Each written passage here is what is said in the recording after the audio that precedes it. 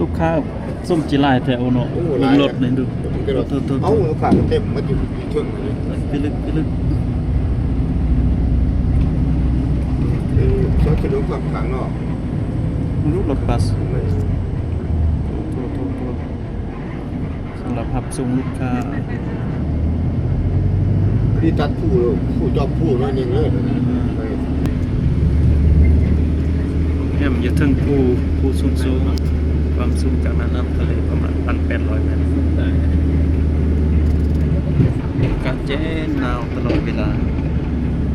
คนมาเที่ยวไล่เต็มตลอดเต็มทุกมื้อ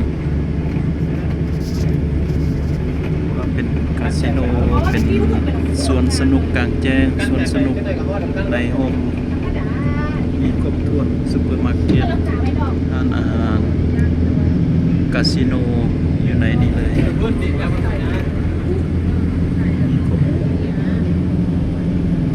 อยู่มาเลเซีย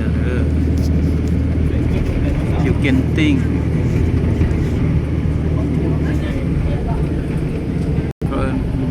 เวิร์ดเกนติงเอาเลท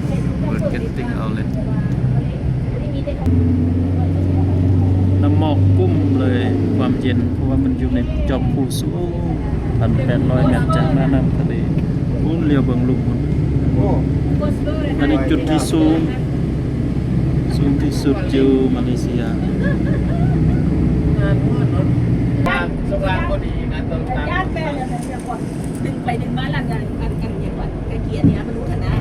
ก็ต้องให้จังไหนเลยเอามายางลงพี่จักไปวัดคนนั้นสิโรงแรมวินตั้ม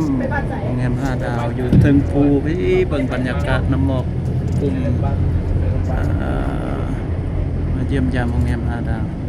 Grand Ion Dilemma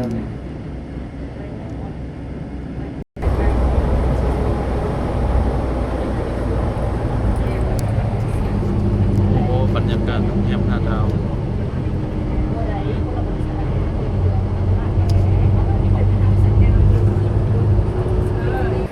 อากาศเย็นปานอยู่ในตู้เย็นอันนี้หยุดโรงแรม5 ดาวอยู่เทิงภูเด้อซื้อ Grand Ion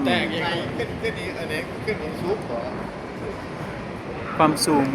1,700 กว่าเมตรเกือบ 1,800 เมตรอากาศเย็นๆเบิ่งน้ำหมอก